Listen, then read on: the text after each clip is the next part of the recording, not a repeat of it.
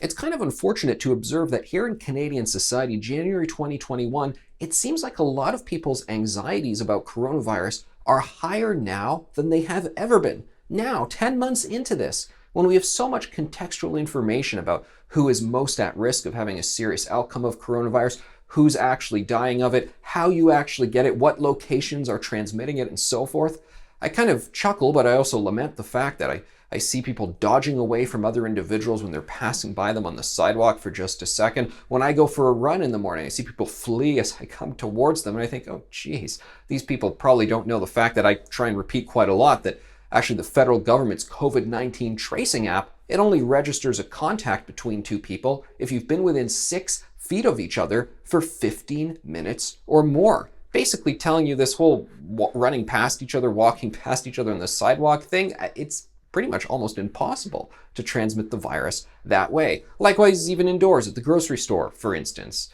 just passing by someone in the aisle, not happening. And I bring up grocery stores for a reason, because it's kind of interesting to see that some of the people who are the most relaxed about things these days, who are most sort of chill when they're in an indoor setting, are the workers in these facilities. Grocery store employees, people stocking the shelves. I think it's because they've been doing these 8-hour shifts day in, day out since March, and they know that hardly anybody among their colleagues has been getting coronavirus. And that is a fact. The statistics have been released for outbreaks in retail settings, places like grocery stores, and it's a very small number. Only about 250 cases in total have been traced back to being spread in a retail setting, both among customers and among the employees. So 250 cases from March until now among 15 million people in Ontario. I mean, that really tells you something there.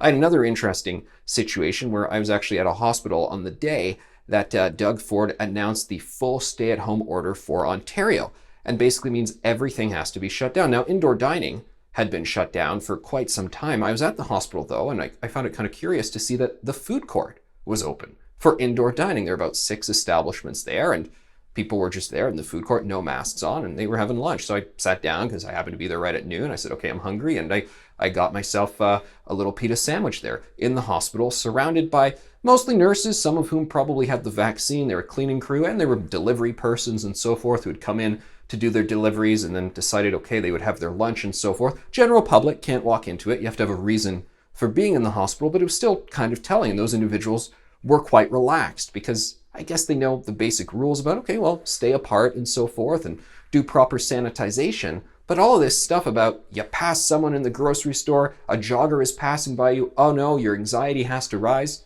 Well, it doesn't.